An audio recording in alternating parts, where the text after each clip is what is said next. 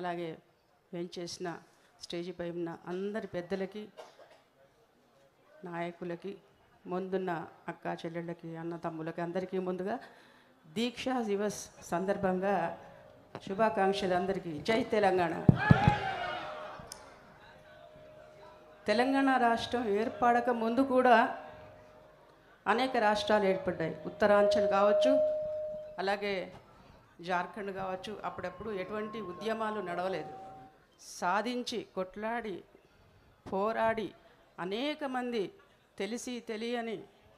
తెలిసి కూడా తెలియని వాళ్ళు కూడా అనేక విద్యార్థినులు, యూత్ చాలామంది ప్రాణాలకు తెగించి పోరాడి తెచ్చుకున్నది తెలంగాణ. ఎందుకు ఇది జరిగింది? స్వాతంత్రం మనకు 1947లో వచ్చినా కూడా 48 దాకా తెలంగాణ హైదరాబాద్ స్టేట్కి విముక్తి జరగలేదు. 1948 సెప్టెంబర్ 17 కానీ మనకి తెలంగాణ అంటే అప్పటి అరెస్ట్వేల్ హైదరాబాద్ స్టేట్ ఏర్పడలేదు. అయినా కూడా మనకు స్వాతంత్రం రాలేదు. పెద్ద మనుషుల ఒప్పందం అంటూ 56లో ఉమ్మడి చేసినారు. ఉమ్మడిలో అన్నీ దోచుకుపోయినారు.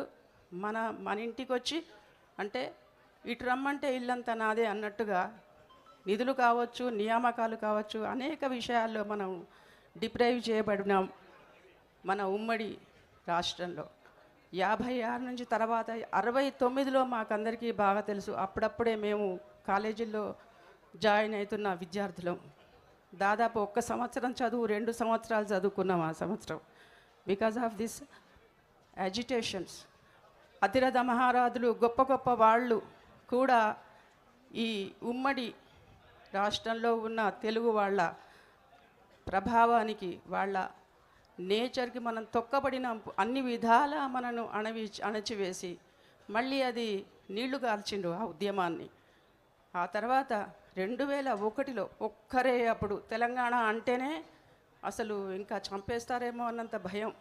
తెలంగాణ ఏంటి, ఉమ్మడి ఆంధ్రప్రదేశ్ అనాలి అంతే అని ఒక పెద్ద భయంకరమైన సిచ్యువేషన్ని సృష్టించి పెట్టినారు. ఉద్యోగాల్లో ఎక్కడికి పోయినా కూడా క్లాస్ 4 ఎంప్లాయీస్ అంతా మనవాళ్ళే, కానీ అధికారం చెలాయించేవాళ్ళు. మా కళ్ళారా మేము చూసినాం. తెలుగు మాట్లాడుతుంటే మీరు మాట్లాడేది తెలుగేనా అని మనను అభాసుపాలు చేస్తున్నారు. కృష్ణా గోదావరి జలాలు మన రాష్ట్రం నుంచే పోతున్నాయి కానీ మనకు రావు. దీనికి కారణం ఏంది? ఎన్ని తీర్లా ఆలోచించినా ఏదో ఆ మాత్రం తెలివిందిగా చదువుకున్నాం కదా. ఎంత వెతికినా ఎన్ని విధాల భూగోళిక శాస్త్రం చదివినా కూడా మన ఊహకు అందదు. అట్లా ఊహకు అందకుండా మనను అన్ని విధాల అణచివేత గురి చేసినారు. మరి మనసుంటే మార్గం అన్నట్టుగా మరి ఆ తర్వాత మన ఎండిపోయిన పొలాలన్నీ ఇప్పుడు మరి సస్యశ్యామలమైంది తెలంగాణ. 2009లో ఈ దీక్షా దివస్లో ఊపందుకొని దానికి తెలంగాణ రాష్ట్రం ఏర్పడడానికి నాంది పలికింది. ఎవరైనా వాళ్ళు పంచుకుంటేనే కదా ఏదన్నా చేద్దామని, కానీ ప్రాణాలకు తెగించి చేయడం అనేది ఒక్క కేసీఆర్ గారికి మాత్రమే చెల్లింది. మనం ఎప్పటికీ ఈ రోజును గుర్తుంచుకోవాలి. చరిత్ర ఎప్పుడు గుర్తుంచుకుంటుంది. చరిత్ర పుటల్లో చిరస్థాయిగా నిలిచిపోతారు. అనేక విధాలుగా మనం అణచివేతకు గురువైనా నేను చెప్తున్నాను, కానీ మరి దాని గురించి మనం చెప్పుకోవడం లేదు. తర్వాత తరానికి అంటే నీళ్లలో మునిగిపోతున్నప్పుడు తెలుస్తుంది నీకు గాలి విలువ ఏంటి అని తెలుస్తుంది.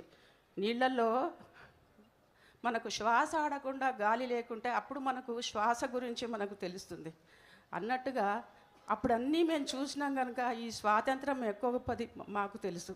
2001లో 2010లో పుట్టిన పిల్లలకి అస్వాతంత్రము అంటే బానిసత్వం అనేది ఏంటి మీకు తెలియదు కనుక ఈ రాష్ట్ర సాధనలో పాటుపడిన అమరవీరులు కావచ్చు, త్యాగాలు చేసిన వాళ్ళు కావచ్చు, అందరినీ మనం తలుసుకోవాల్సిన సుదినం ఇది. అందరం జ్ఞాపకం పెట్టుకుంటేనే దీని వాల్యూ మనకు బాగా తెలుస్తుంది.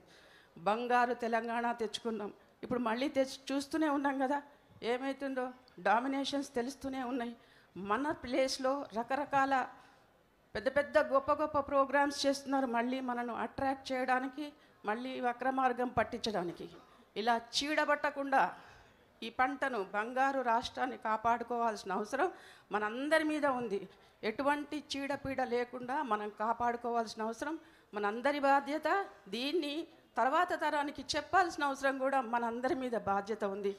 ఆ ఉద్యమంలో పాల్గొన్న అందరి నేతలకి మరొకసారి నివాళులు అర్పిస్తూ, మన కేసీఆర్ గారు చేసిన ఇంకెవరు ఈ దేశంలో ఇంకెవరు లేరు అట్లా ఒక రాష్ట్రాన్ని సాధించి 10 సంవత్సరాలు దివ్యంగా బంగారు తెలంగాణను తయారు చేసిన వాళ్ళు హిస్టరీలో ఇంకెవరు ఎక్కడ లేకపోవచ్చు. కావాలంటే మరీ చదవండి. అంతకుముందు తెలంగాణ ఎట్లా ఉండేది, తర్వాత తెలంగాణ ఎట్లా ఉంది అని చెప్పాల్సిన అవసరం లేదు. అందరూ చదువుకున్న పిల్లలు ఇక్కడ కనిపిస్తున్నారు. మరొకసారి అందరికీ దీక్షా శివ సందర్భంగా శుభాకాంక్షలు తెలియజేస్తూ జై తెలంగాణ. ఇప్పుడు ఇక్కడ ఆ రోజు ఉద్యమంలో ఉన్నటువంటి పెద్దలు ఒక 3-4 మాట్లాడతారు, తర్వాత మన ముఖ్య అతిథి మాట్లాడతారు. కాబట్టి ఆ తర్వాత ముఖ్య అతిథి గారు మాట్లాడిన తర్వాత ఈ పక్కనే భోజన ఏర్పాట్లు చేపట్టడం జరిగింది. కాబట్టి దయచేసి అందరు భోజనాలు చేసుకొని పోవాలి. భోజనాలు అయిన తర్వాత లోపల హాల్లో ఫోటో ఎగ్జిబిషన్ ఉంది, ఆ ఎగ్జిబిషన్ కూడా తిలకించవలసిందిగా కోరుతూ, మరి ఆ రోజు ఉద్యమంలో కేసీఆర్ గారితో పాటు నడిచినటువంటి గజల నగేష్ గారిని మాట్లాడవలసిందిగా కోరుతాం.